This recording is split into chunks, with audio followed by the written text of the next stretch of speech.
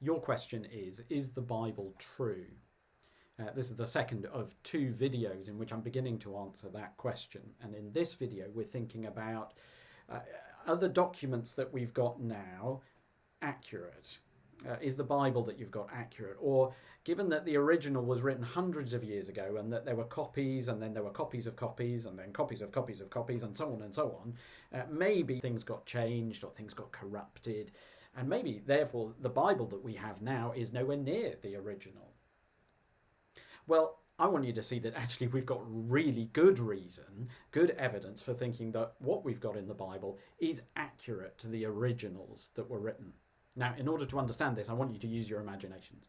Okay, imagine that you've not got the technology that you've got today, so you can't send people emails. But you wanted to write a letter, so you write a letter and you send it to a friend. That friend loves it so much that he writes several copies out and sends them to his friends.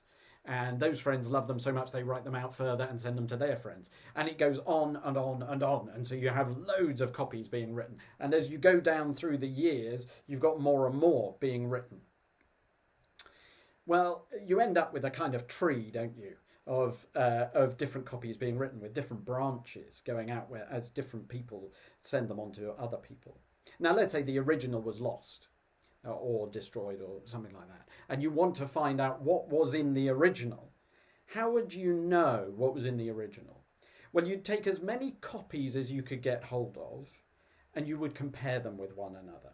And you would also try to go back as far as you could, as close to the original as you could, as far back in history, as close to the original, to get as many from there as you could, and then you'd compare them all together, as many branches as you could, and you'd compare them all, and the things that are the same, you'd say, well, yeah, they're definitely what was in the original, and things that are different, you might well be able to work out from where those copies come from, or how many of them there are, what was actually in the original. Well, that's what historians will do. So, what have we got? Well, let me take you to something other than the Bible. Okay, so for Caesar's Gallic Wars, the original was written about 50 BC, and we have 10 ancient copies in existence today. The oldest was about 875 years after the original. Okay, so that's Caesar's Gallic Wars. For Tacitus's Histories and Annals, that was written about 100 AD, and we have 2 ancient copies. The oldest being 750 years after the original was written. Okay, what about for the New Testament? For the New Testament, for the whole New Testament, we have about 14,000 copies, ancient copies, with the oldest being written about 310 years after the original was written. And that doesn't take into account parts of copies. We've also got parts of copies. Some of those go back much earlier and maybe are within 40 to 70 years of the originals being written. And if you include them, you've got about 24,000 copies.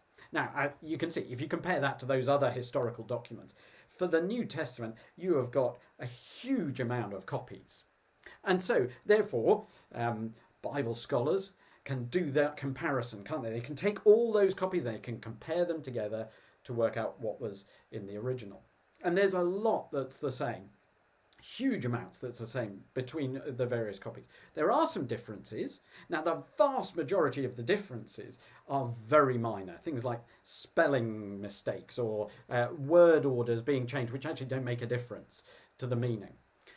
Of the few where you've got something which is a bit more significant, none of them relate to any of the key doctrines of the Christian faith. So it's not like you've got a branch of copies which are saying Jesus didn't rise from the dead. You don't have that.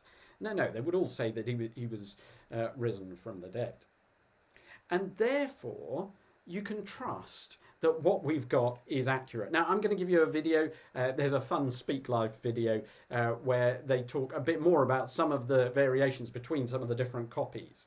And it's really helpful and quite fun to watch. So I'll give you that link so that you can follow that to find out more. But I want you to know, actually, you can trust what we've got in the Bible. You can trust the Gospels, and therefore I want to encourage you to read them. Pick one of the Gospels, Matthew, Mark, Luke and John, and read one of them and read about the life, death and resurrection of Jesus. and it is stunning. And be assured, as you read it, it is true. So if you want to ask more questions, do get in touch and do follow the videos. Click on them to find out more about this subject.